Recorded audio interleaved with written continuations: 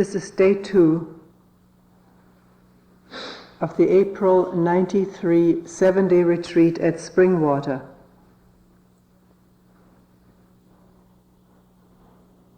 I haven't mentioned yet that most of the talks here are based on questions that people have asked or comments they have made during meetings, private as well as group meetings. And often not just one question, because as it happens, usually several people at different occasions asked a very similar or same question. So these that are written down here are condensed out of several at times.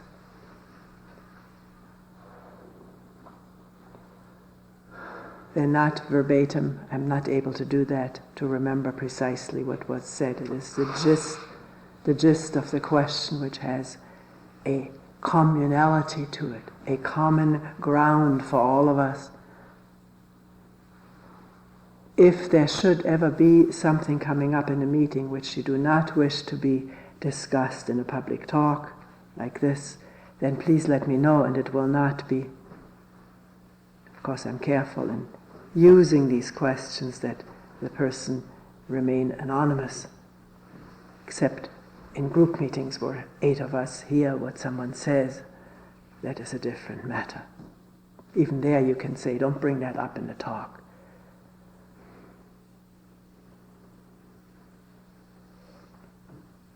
I'll just use 2 questions for this talk today, which seem to have something in common.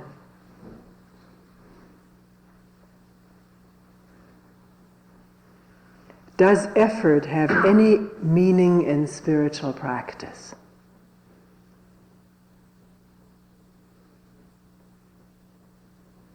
The Buddha included right effort as one of the 8 steps out of suffering. Is there any such thing as right effort?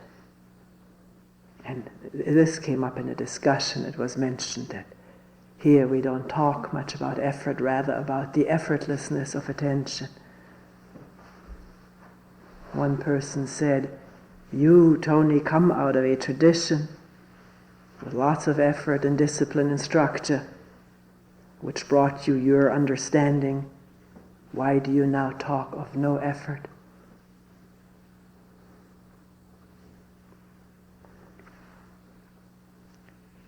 Is there any such thing as right effort? What is it? What is meant by it? Can we get to it, to something that we can all agree on? And the other was, I have long felt a deep desire, or shall we say rather a yearning, a deep yearning for quietness, stillness, inwardness.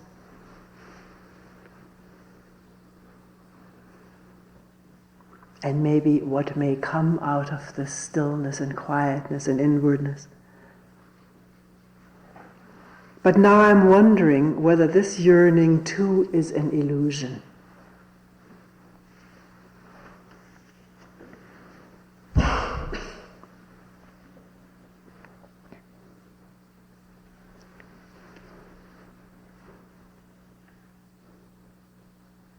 Actually, in following a yearning for something, if one is familiar or somewhat familiar with that, with a yearning for something, that doesn't seem to be connected with the feeling of effort. If there's a yearning, the energy is there to go for something or somebody.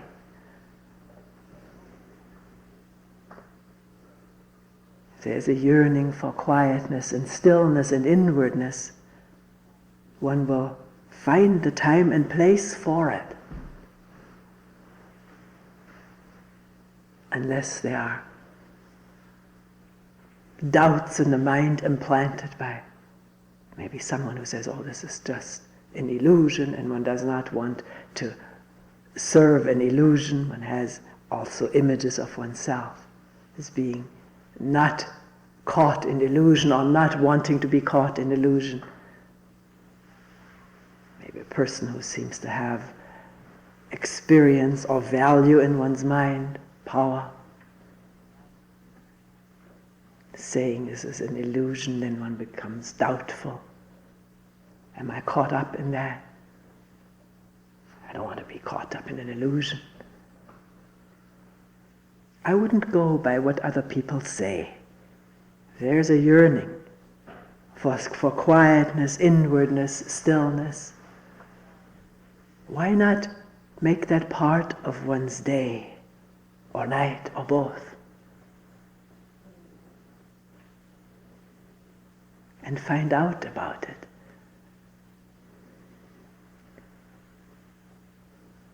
Not know ahead of time what it will bring. There's all kinds of written and said about what will come out of quietness or stillness. How do we know these people are right, or whether what they say is true for me? I would always start from not knowing, but eager to find out for myself. And if that yearning is there, the energy is in the right place to find out. I may find out that there is no such thing as a quiet, or as quiet a place, or as still a place as I have imagined or dreamt about.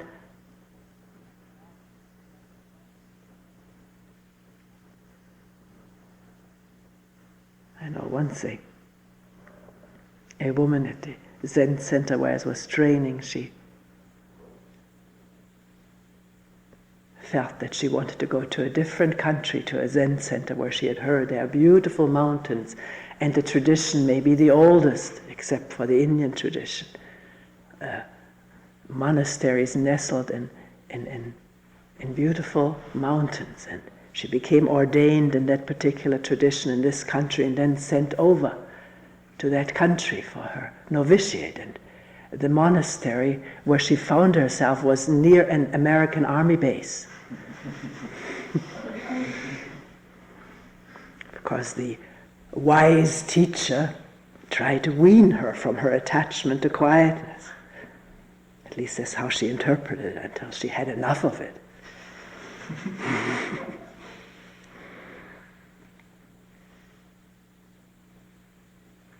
So there can be some outer circumstances, like being neighbor to an army base or an airport. Often the two of them are the same.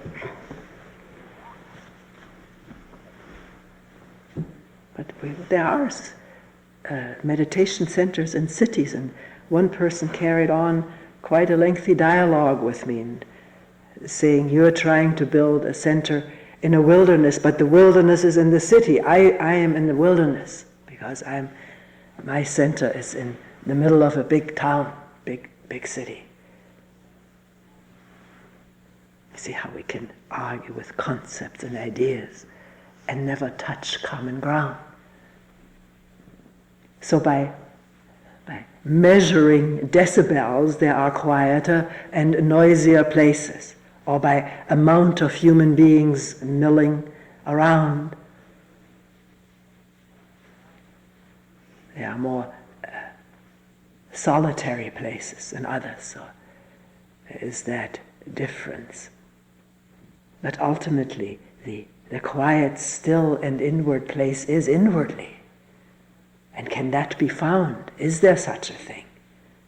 Not to believe, somebody says it, that one can actually be of stillness, of quietness.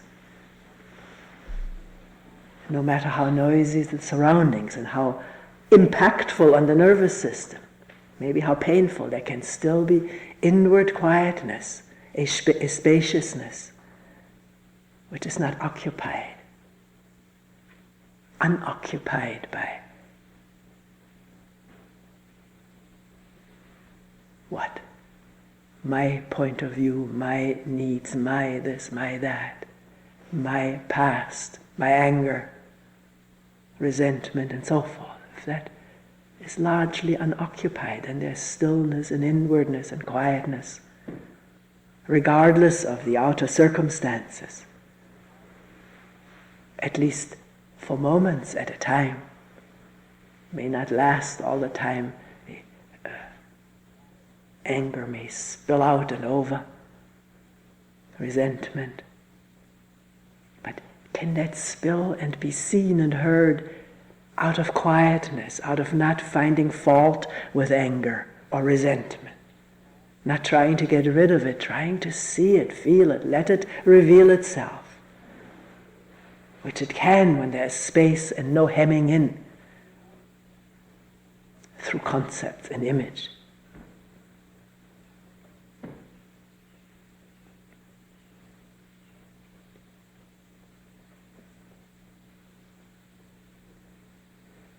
So what about the effort? Is there such a thing as right effort?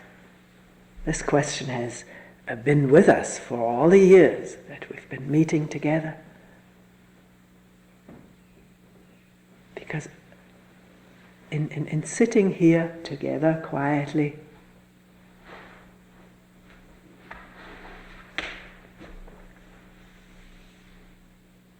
the sound of a body moving or crows cawing, is there any effort in hearing it? Hearing the breathing, listening, feeling it? Is there any effort? I don't find any effort. It's just there, isn't it? You have to make an effort to hear it. It's there when the mind is attentive. And there's no effort made at being attentive. There's openness to hear and contact and feel and see. Is that an effort? Caw.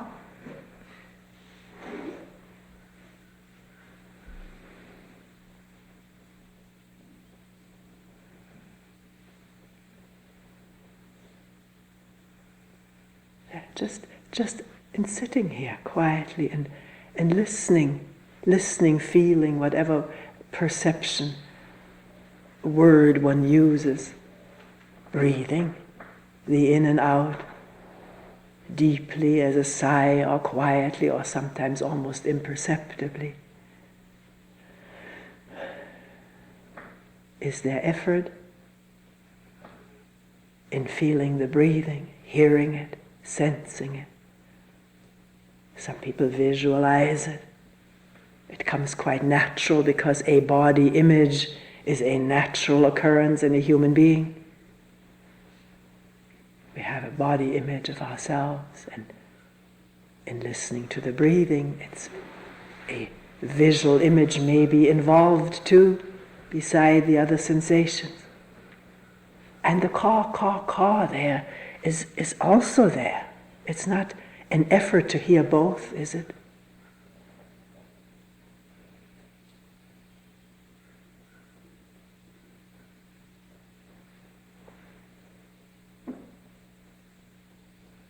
You may find that thought interferes. Thought says, well, this is the breathing and that is the bird singing, and the bird singing is outside, whereas the breathing is inside. And such descriptions, verbal and habitual, seem to make for division. And then the idea comes up, I must make an effort to bring this division to an end so I can hear without division. But that is thinking and intending, making plans. It's not this caw. There's no plan made for that to hear it. It happens. The hearing is the cawing.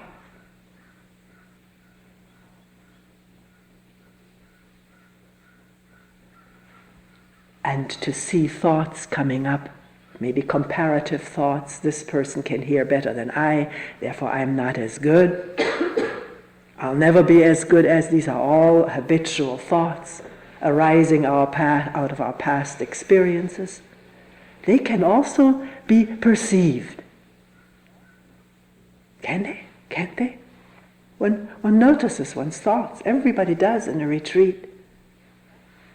The difference among people is some people get very upset over what they see and notice within themselves, having ideas that it should not take place, or after so many years of sitting there should be less thought, and therefore I should make an effort to cut thought. And it becomes an effort because thought is a very habitual and powerful, almost natural occurrence for the brain. It is natural for a brain trained in thinking all the time. And then to try to resist that and have to make effort to break through that habit feels like a lot of energy needed, energy of effort. So that some people feel bad about thoughts, hoping for a vacant, open, empty, quiet mind and finding thoughts, get upset, self-critical, constantly self-critical, constantly comparing. Other people seem to be so much more into it. And thoughts occurring for someone else may just come and go without being objected to or found fault with. Not measured in terms of progress or regress. No standards. Same thoughts occurring, but no issue taken with them, and therefore much fewer thoughts. Because every time we take an issue with something, we oppose it, we think it should be different, we think of our standards, our goals, the mind fills with more thoughts, all connected with these attitudes, which link us to more volumes of thoughts of what has been written and said in the past. And then the caw is not heard. So all the maybe making a resolution to do something finally about these thoughts. Maybe if I paid more attention to the breathing, came back to the breathing, that would eliminate the thoughts. So then, little by little, the delightful awareness of breathing may become a weapon to cut off other movements of the mind, to battle them, to repress them, label them as distractions, and try to forcefully bring the attention, this is how it is put, bring the attention back to the breathing. But there's no back. There's only a new breath and a new moment of experiencing it. It's neither back nor forth, it's now. It's never been before, never will be again, this instant of breathing, this instant of cawing, this instant of thinking.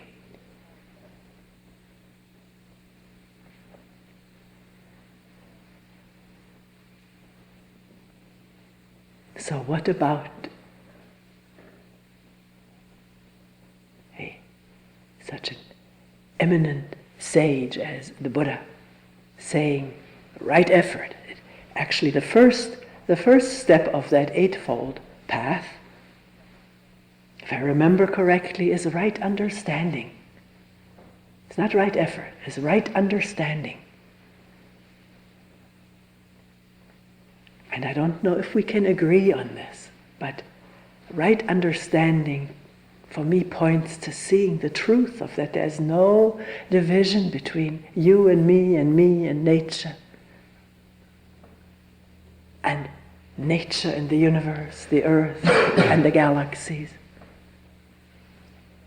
No division between what makes up this human body and what makes up this earth and the universe, which is mostly empty space and energy.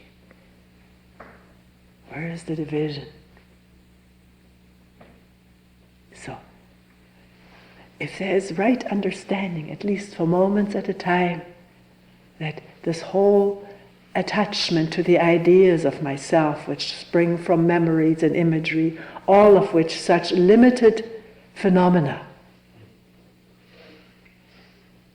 to which is given such overwhelming importance, the idea of me, how I know myself, see myself, because the way I have seen myself, because of the way others have seen myself and told me how I am and what I should be, and the compulsion to live up to these images as though they were my flesh and bones, my soul, my heart, my nervous system.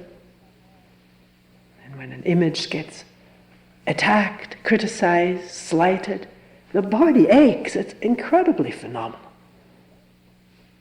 Body hurts. Body is so wired into the image making and image preserving process of the brain. Image remembering, that it can ache when an idea of myself has been attacked or not given appreciation. And I'm not always attack, people say. I feel so hurt because I was not appreciated for what I did for her or him. And the more we think about it and keep embellishing the story, this is the creativity of the story telling and story creating mind, embellishing incidents that have happened to us, and then suffering or being ecstatic with these stories, like with the movies we see. Movies is a little bit clearer to understand, although while one is involved in it, one may not understand it. It's all just a manufacture on a screen, coming from little still frames in the film.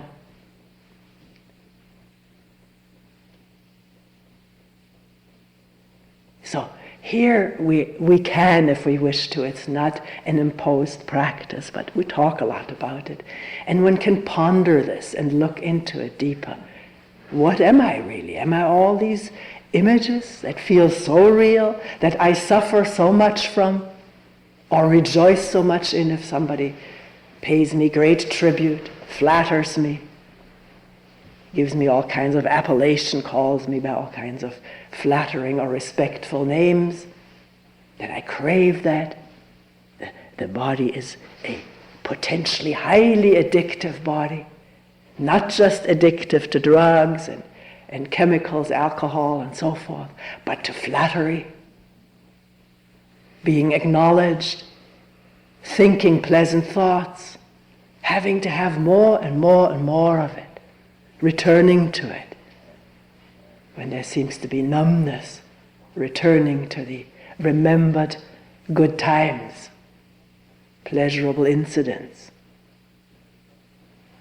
And chemical things must be taking place. The discovery of what's called endorphins, which is the body's own morphine, gets triggered, very likely, with listening inwardly to pleasurable ideas and about myself or the world. More amazing than that even is how we can become addicted to thinking negatively. When it hurts, it pains us to think negatively about ourselves, but we can't let go of it for some reason. Habits are incredibly powerful in this organism. To think thoughts, to feel from whatever is triggered by these thoughts, and to become addicted to that whole complex of thinking, feeling, emoting. The more it happens, the more likely it is to happen again. That's the basis of addiction, I think. So, faced with all of that, it doesn't horrify me. It may sound horrible, but it's a fact. It can be observed in us without judgment as occurring. Where do the thoughts magnetically go to? Either something that I should be afraid of or something that I look forward to. It's like really iron filings going in the direction of the pleasurable or fearful thought, and the whole body accompanying this tune.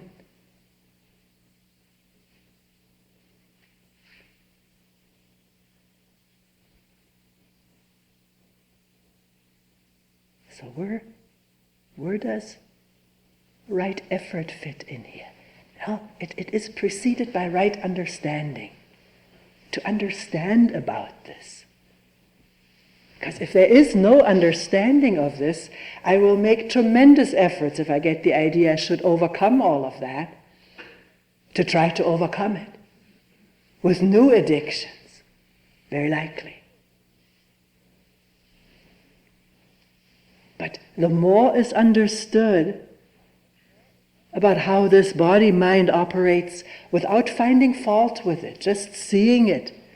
First, understanding it intellectually, somebody talks about it, not buying it, just tentatively saying, well, let me see whether I can test that for myself, whether it is so for myself. And coming upon it at first just glimpse-wise, in little brief openings of a thought and a feeling connected. Or maybe just a feeling the thought was missed.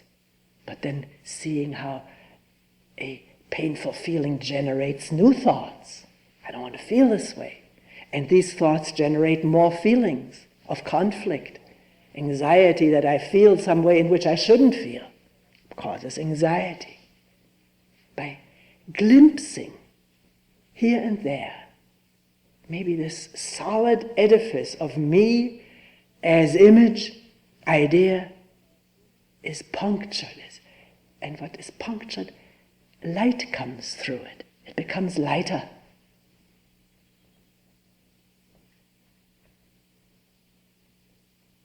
And then to sit quietly in the midst of all of this becomes easier and more effortless.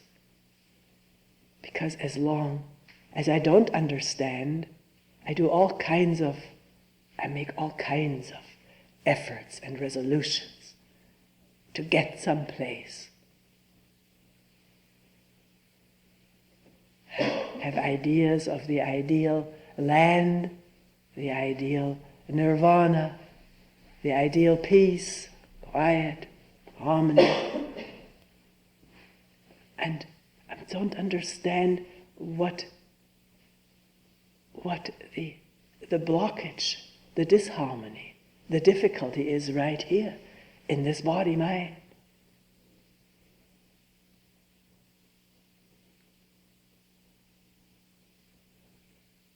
So, does having a glimpse of a thought coming up, does that require effort?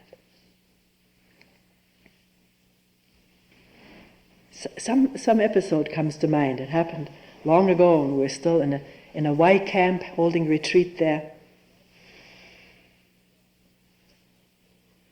And I was talking about images, which I often do, and using an example from something somebody had told me. At that time I wasn't quite as careful as I am now to talk about it ahead of time to people.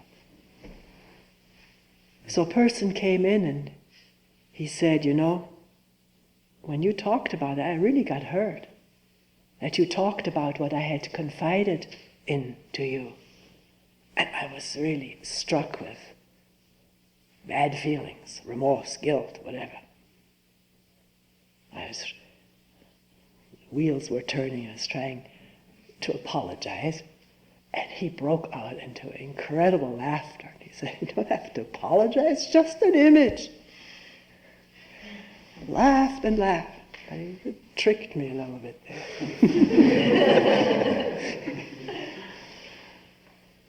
Not just his image, but also my image.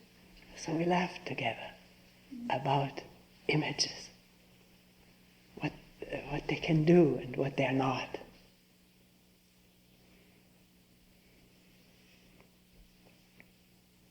So where does right effort come in? We haven't really tackled that yet. I seem to be walking around it because I don't feel it. I don't feel the need to make effort, to listen, to catch what's going on. Either it presents itself, it manifests clearly, transparently, or it doesn't. If it doesn't, it doesn't. Then I may get the idea I should make some effort to see something about myself.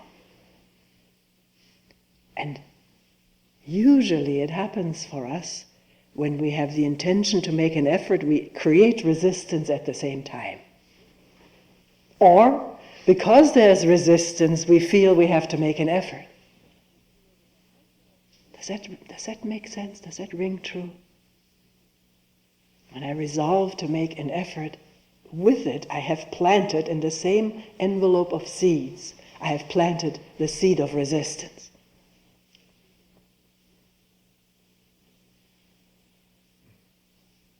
Willpower, effort, those are synonymous for me. Got to use willpower.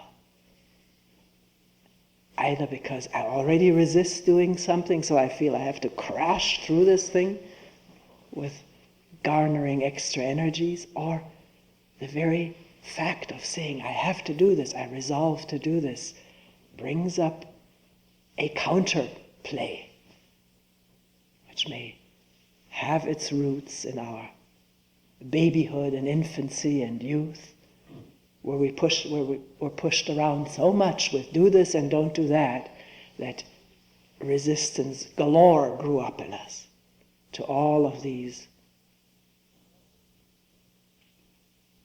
commands, which were not what we wanted to do. We wanted to play.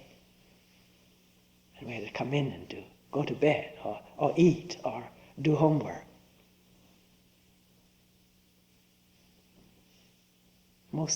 I think most of the time of a little child is not being able to do what it would like to do. And we're not saying right or wrong, or that it doesn't have to learn to do certain things. I'm not looking at it that way. I'm just looking at the impulse to play, to learn, to get muddy all over.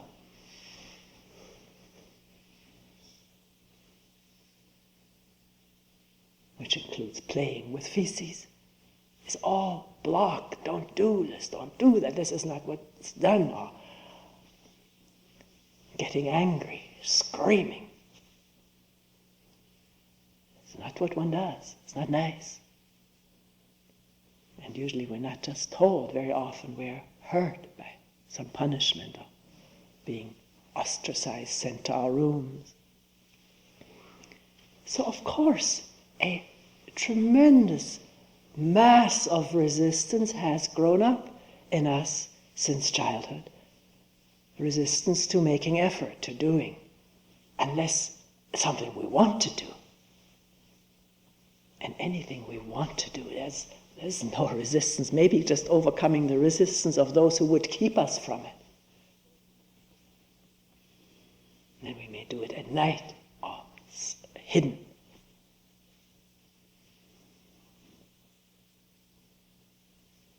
So coming back to the difficulty, and then people draw my attention to the fact that it is not easy to just come to a retreat, sit quiet. It's painful maybe, exasperating with all the thoughts. I'd rather go for a walk. Well, that's why we say, go for a walk. Don't sit with just nurturing or fighting resistances. But then someone say, well, isn't that good practice, though, to sit with difficulty, to sit with resistance? If that's how you feel, if there's really a yearning to find out what resistance is, then we go for it. Nobody needs to encourage us. Although I seem to have done some encouraging in the first question. I didn't mean to, I just was looking at this yearning, which I know very well for myself. So, if one needs to find out what is what in this chaos of movements inwardly, desires and resistances to it, and wants and desires contradicting each other, and anxiety or anger, doesn't that beckon to be quiet with it? And if the resistance comes up, I don't want to do that. Maybe there is some yearning to find out what that is, what resistance itself is. Because maybe one feels more and more hemmed in one's life by resistances. Nothing feels good anymore. There's no fun in anything. Everything has, I have to overcome a hump to do it. I feel very handicapped by that. Up to a point where I have no choice but to wonder what is going on.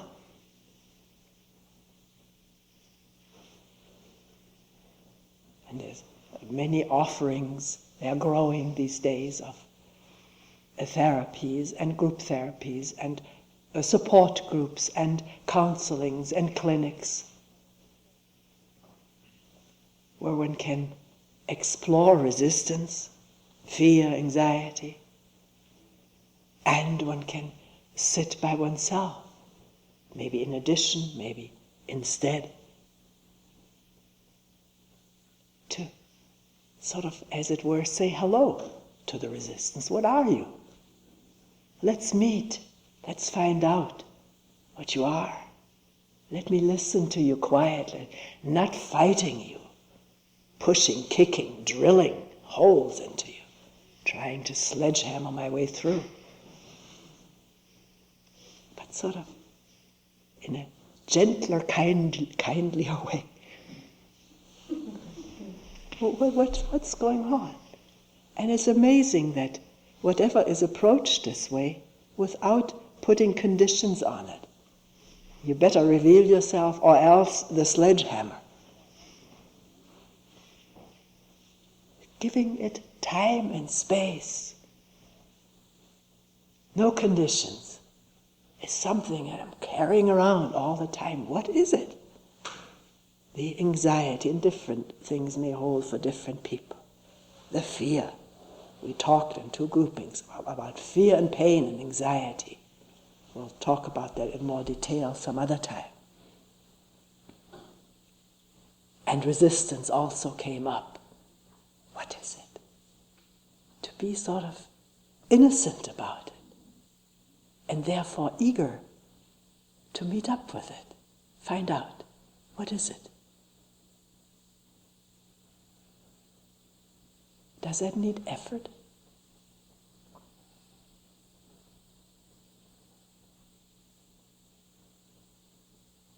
If a resistance comes up, to meet the resistance, we could go on and on and on. But at some point, it seems we have no choice but to be with what is, in a non-judgmental way.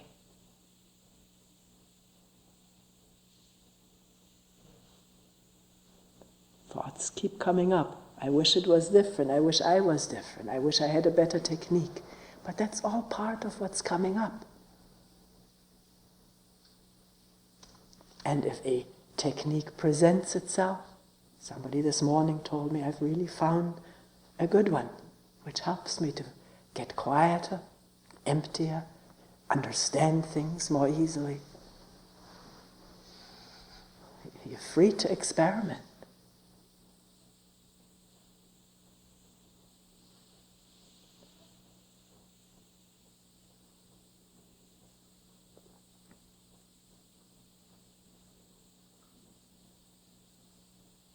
So coming back to this right effort, or as I said earlier, there's no coming back. Let's look at it now.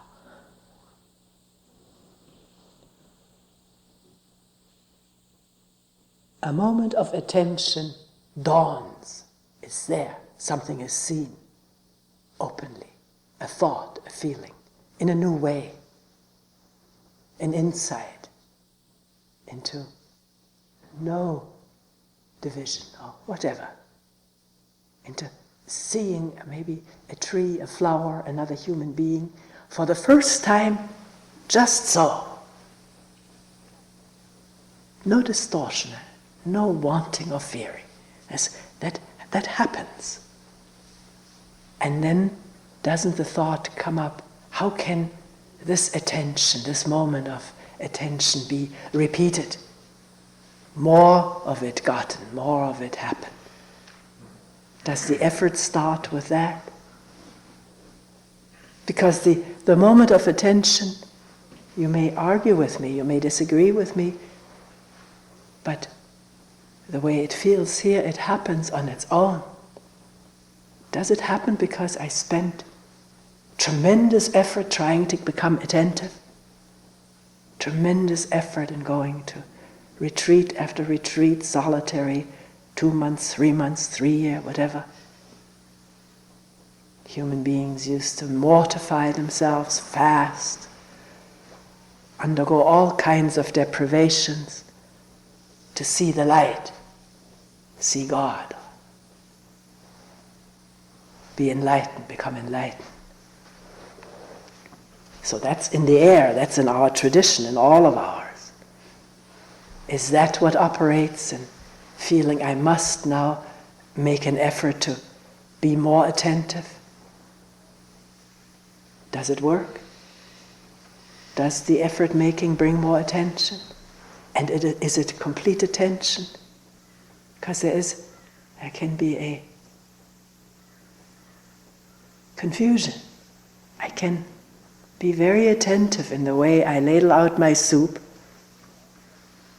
put the ladle back, hold the bowl, pick up the napkin and the fork, very attentive. I may even be aware that people are watching me, how attentive I am. That's a byproduct. And then carry the bowl to my seat and ladle it and be so attentive to each spoonful, each swallow, each sound of the scraping of the bowl, and yet not be aware that there's also a serving of an image of the attentive one. It's me who is attentive and me who has finally gotten there. And the more I think of that, the more likely the soup will spill.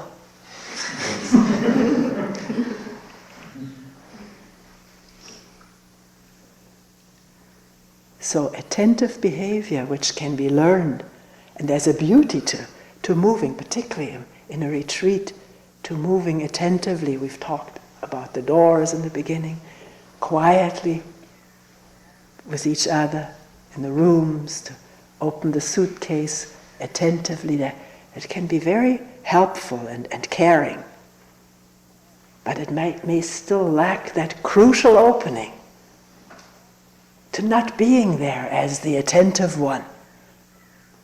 Just caw.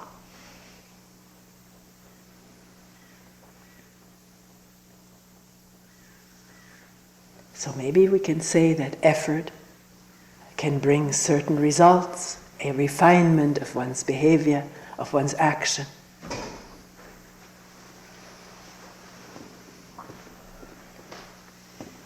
Refinement, being more attentive, more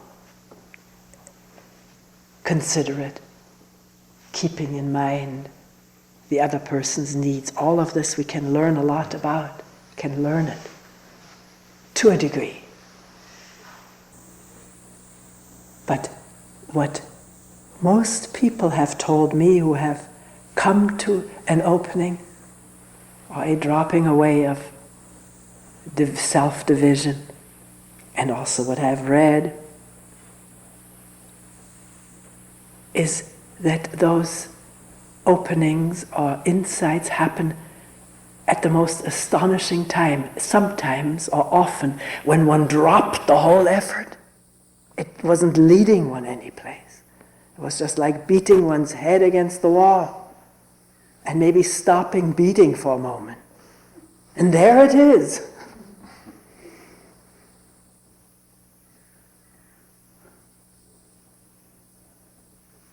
it has to do this thing of stopping beating one's head against the wall. The energy is still there, but it's not directed. It's not focused anymore. It has no intention to it. It's just there, and in a moment of letting go of all intentional behavior, there is what is.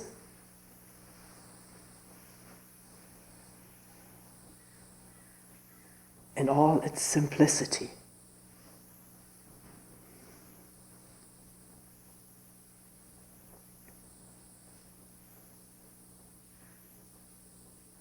And see, it's such a delicate, tricky thing. You could say, well, are you saying we shouldn't make any effort? I'm not saying that. I'm not saying that. I'm just looking at things. If there's a yearning to be with what is, or to find whatever one is looking for, do it. Let no one keep you from it. Because keeping oneself from it is building a new resistance to what wants to flow and go.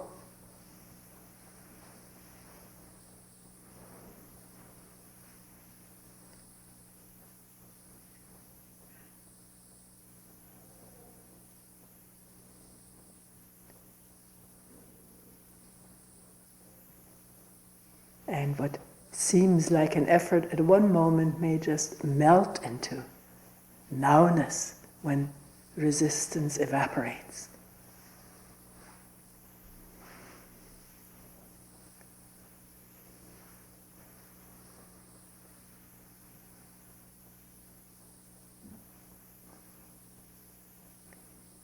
So, is sitting quietly, listening to inner and outer movements, sounds, feelings, sensations.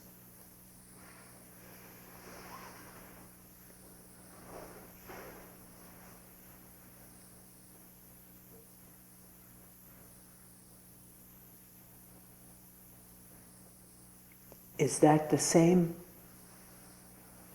as just going one's habitual way, darkly, blindly, not paying attention, just run by habits of wanting, of fearing, of doing habitually? It's not the same.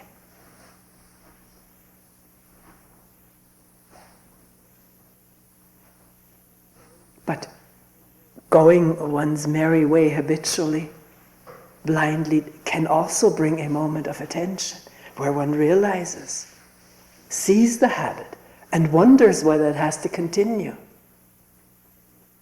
One cannot say it can. This attention can only happen in this setting. It cannot happen in that setting. We have to create a setting for it. I don't know. Who knows? The fact that we've built a place here for quiet retreats is what it is. And it can be used by people to do what they need to do. Sit arduously for 24 hours, or walk for 24 hours, or sleep for 24 hours. I don't know whether you could eat for 24 hours.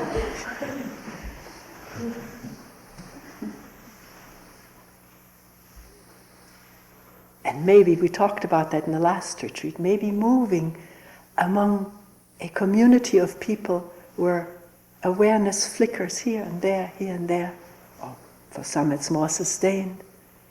Maybe that has sort of a contagious effect. Seeing somebody really attentive may trigger something in oneself. I related in the last retreat how this happened to me once. Being very superficially engaged in thinking, and somebody walked by really deeply, and not in a showy way. You can see that. There was a real depth, and that just sparked something, kindled something. At least the awareness of the superficial thinking, which already has a depth to it.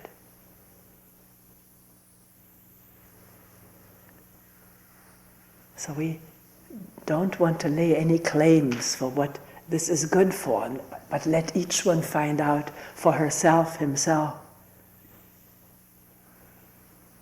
on a beautiful sunny day.